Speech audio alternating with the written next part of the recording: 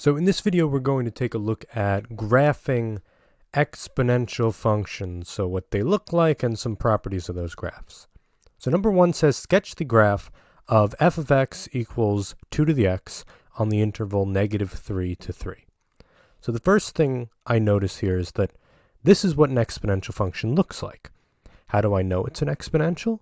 Well, that's because the variable, that x, is an exponent in my function, and it tells me to graph it on this interval. What these values are telling you are just your x values to start and stop at. So we're going to start our table at -3 when we graph it, and we're going to finish at +3. So really what they're asking us to do here is just to graph from -3, -2, -1, 0, 1, 2, 3. So we're going to take all of these x values, plug them in for x into our function, and get out the y values. So this f of x column is the same thing as your y column that we're going to plot. So you could take each of those x values and keep plugging them in to get the y values out, but usually it's a lot faster to use our calculator. So what I mean by that is if you go to y equals and type in 2 to the power of x, now if you don't remember where those buttons are, 2, and then the exponent button is that caret button right below clear on the right hand side, and then x. Now if I take a look at my graph, it should look something like this, but I don't really know what those x and y values are there, so I'm going to hit the second button, graph again, to get a table. So I'm going to scroll up to where it starts at -3, and I'm just going to record those y values. So my first y value will be 0.125, then 0.25, 0.5, 1, 2, 4, and finally 8. So I use my TI-84 here just to get an idea of what to do. So I'm going to take these points starting at -3, and 0.125, well, I don't know exactly where that is, but I know it's definitely not up to the first box, so I'll put it right there. -2, I count left 2, and I'll go up a little bit more. -1, comma 0.5. Well, remember 0.5 is the same thing as 1/2 as a fraction, so I know that should be halfway between those boxes, and I'll keep plotting from there. 0, comma 1, 1, comma 2, 2, comma 4, and 3, comma 8. Now this looks pretty good because this is what we saw when we graphed it in our calculator. So do your best to connect that with a nice smooth curve. Now you'll notice the graph in the calculator went a lot further on both sides. You know, it kind of went up a lot further and to the left a little bit. The reason ours doesn't is because we're just told to graph from -3 to +3. So let's take a look at some properties of this graph. This represents exponential growth because our function is increasing as we read it from left to right. And that makes sense because 2 to the x is telling us to take 2 and multiply it to itself over and over again. So 2, 4, 8. 8 times 2 would be 16. 16 times 2 would be 32, and the graph would continue to look something like this. The y-intercept is located at 1 because that's what I see on my graph there, and when my x value is 0 in my table, my y value is 1. Now here's what might be a little bit new. The graph has an asymptote. So what is an asymptote? An asymptote is a line that your graph gets close to touching, but it never actually touches. So let's take a look here. In our graph, if you look a little bit closer in your table or at your graph, you'll notice that it actually never touches the x-axis. So let me show you what I have here. I've graphed it on Desmos, and it looks like it gets closer and closer to the x-axis, but it never touches it. So we could say that this graph has an asymptote at y equals 0. Or in other words, the x-axis.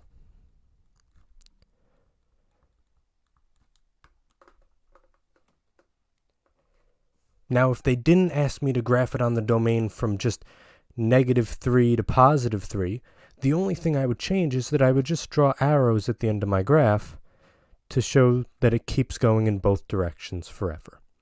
That's if they asked that. In this case, they didn't.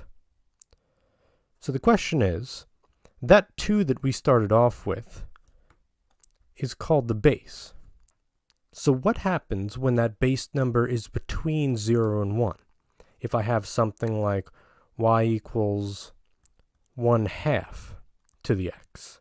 So let's say if I have $100 in a bank account and I multiply it by 1/2, what's going to happen? Well, it's going to get smaller and it's going to go to $50. And then if I take that $50 and multiply that by 1/2, I would get $25. And if I take the 25 multiplied by 1/2, it would get smaller and smaller and smaller. So if the base number is between 0 and 1, the graph's going to go downward instead. Sketch the graph of g of x equals 1/2 to the power of x on the domain -3 is less than or equal to x is less than or equal to 3. This information right here is saying the same thing as this. Graph it from -3 to +3. So it's really just telling us where to start in our table and where to end in our table. Again, I just include this table so that I know what points to specifically plot on my x and y axis over here. Again, I'm going to use the calculator to help me out here. Now, you could type in 1/2 as just 1 divided by 2, as long as it's in parentheses. But I like using the alpha y equals function. If you hit the alpha button, y equals, and then enter, as long as your calculator is updated, you'll get these fraction bars right here. And it's a little bit easier to see the fraction in case you have a little bit more going on here. So again, I'm just going to take a look at the graph. Well, in this case, the graph goes downward as we read it from left to right. So let's take a look at those y values. Starting at -3, now my first y value is 8, my next y value is 4, 2, 1. Now, here's the thing. If you typed in fractions in your y equals, your table will give you fractions. Alternatively, if you plug this in as a division problem, 1 divided by 2 to the x, when you go to your table, instead of getting fractions, you'll get decimals. And if it's easier for you to work with decimals, then go with the decimals. So really these would just be, I'll make them decimals just so I know where to put them. 0.5, 0.25, and 0.125. All right, so let's graph them one more time. -3 is left 3, then up 8. -2 up 4. -1 up 2. 0, 1. 1.5. 2, 0.25. And it looks like it's just getting smaller and smaller. So again, connect those as smoothly as you can. I know sometimes for these exponential curves it's a little bit tough. Looks like I lost it a little bit there. Let's try again. And you don't need to continue past the endpoints because it says specifically just on that domain. If you wanted more than that, you would put arrows at the end. So the major change that occurred here is that instead of having exponential growth, we have exponential decay, which just means that your graph is going downwards as you're reading it from left to right. So that's exponential decay. Now, we still have some similar properties here. If I look at my y-intercept, I notice that that still occurs at 1. That didn't change. And I still have what's called a horizontal asymptote. Do your best with the spelling there. At y equals 0. What do I mean by that?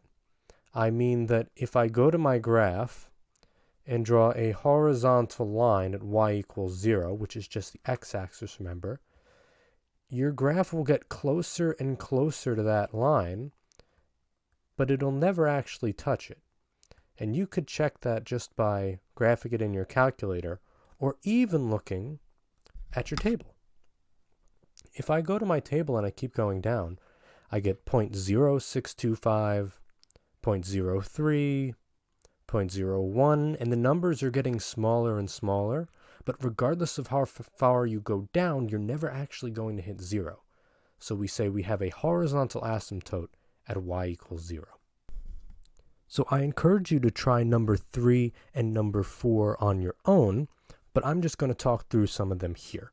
So sometimes we'll have a little bit more than just a regular exponential function.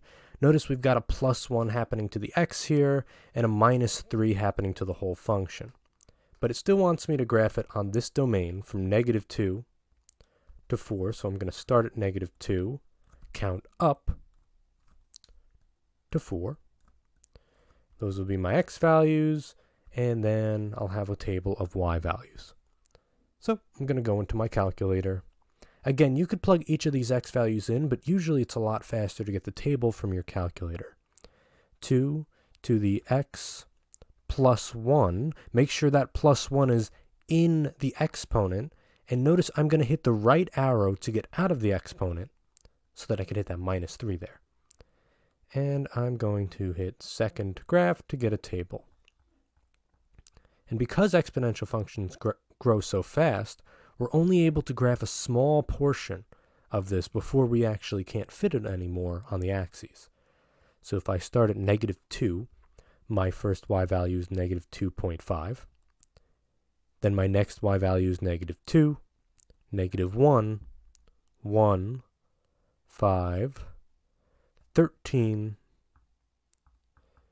and when I get down to 4, it's all the way up to 29.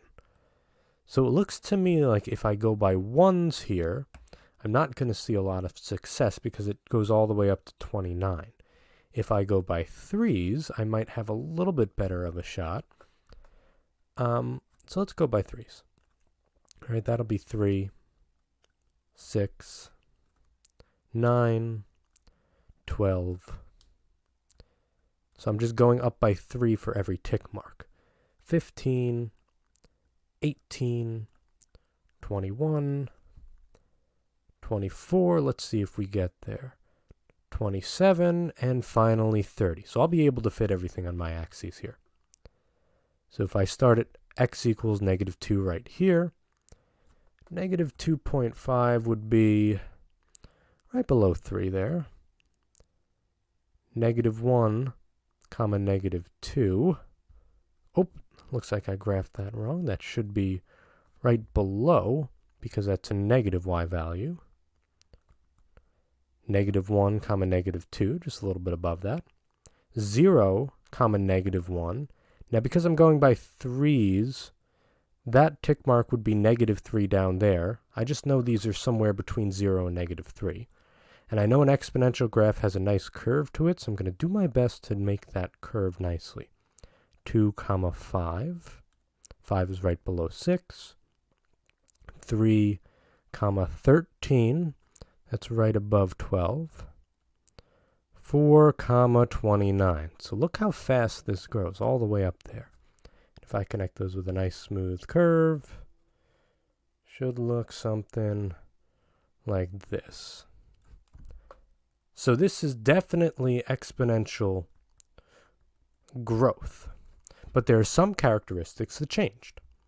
Mainly, I have my y-intercept and my asymptote at a different place.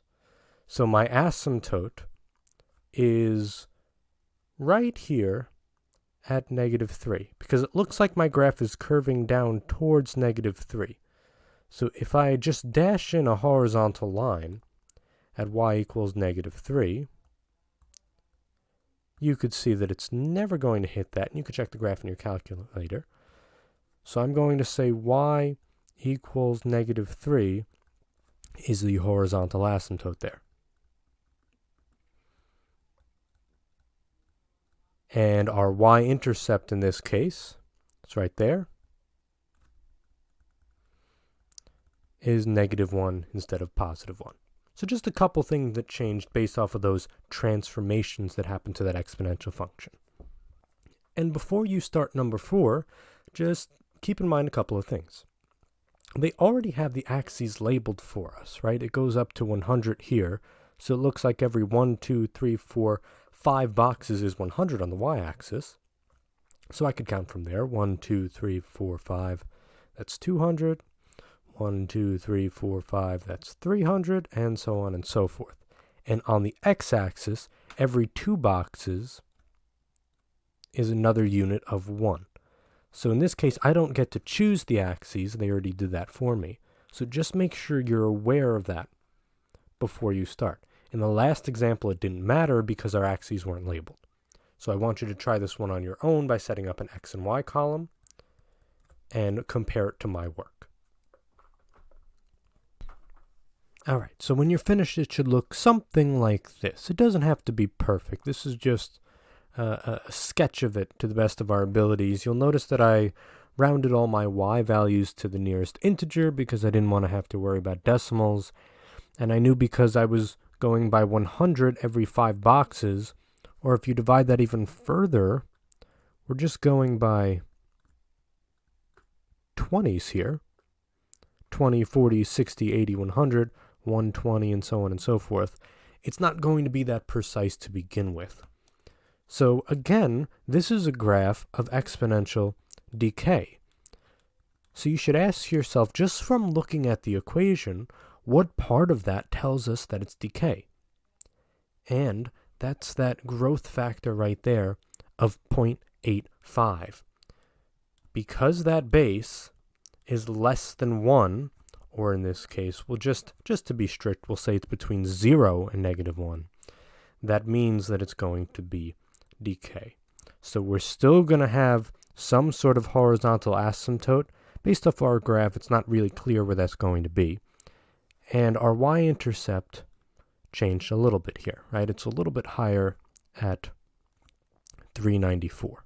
So there's just a couple of important parts of an exponential graph. Realistically, the takeaway that I want you to get from this is that for exponential growth, your graph will look something like this, where it starts off slow and then it curves upward. For exponential decay, your graph will start out high and decrease to low. And in both of these instances, you should have some sort of horizontal asymptote that your graph is approaching, but it never actually touches. And we're going to spend a little bit more time on that in the next lesson, but in both of these cases that we just worked with, our asymptote was the x-axis, and the equation of that line on the x-axis is y equals 0, because you haven't moved up or down yet. So for exponential graphs, we'll have a horizontal asymptote, and generally a y-intercept.